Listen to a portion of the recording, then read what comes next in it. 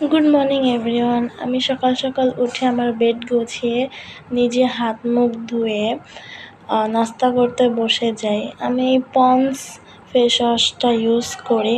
আগে papaya face ওয়াশটা use করতাম, তোমরা অনেকেই জানো।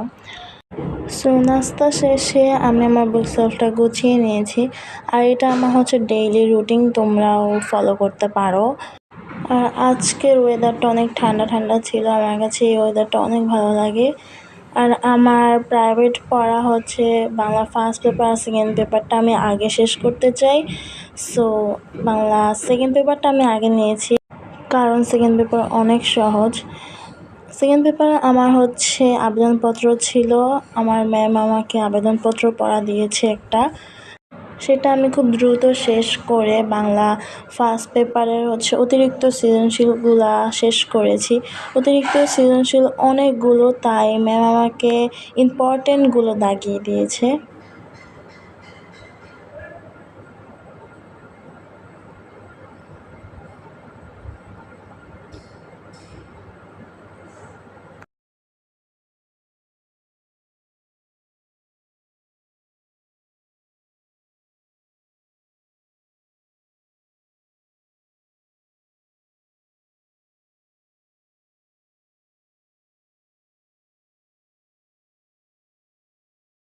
আর তোমাদেরকে বলি, আমার হাতে মেহেদি বলতে গেলে 12 মান্থই থাকে আমার কাছে। আমি একটু মেহেদি দিলেও একটু হলেও থাকবে, সেটা আমি ফ্রিজে রেখে দেই।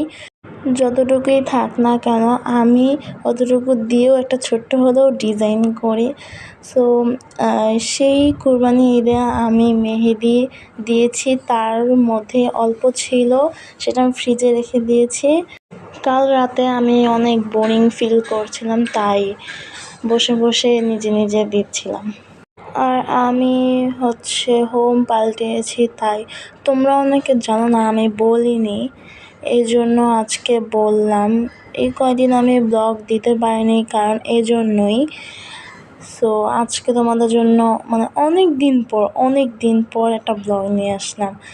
আমার ভয়েস ওভার দিতে অনেক বেশি ভয় লাগে, কারণ যখন আমি ভয়েস ওভার দিই তখন আমার গলার অবস্থা অনেক খারাপ হয়ে যায়। তোমাদের সাথে গল্প করতে করতে আমার আবেদনপত্রটাও পড়া শেষ। এখন আমি বাংলা ফার্স্ট পেপার পড়া ধরেছি। বাংলা ফার্স্ট পেপার অতিরিক্ত সৃজনশীলগুলো খুবই সহজ ছিল, তাই খুব তাড়াতাড়ি পড়াটা শেষও হয়ে গিয়েছে। তোমাদের সাথে কথা বলতে বলতে আমার অনেক পড়াই শেষ।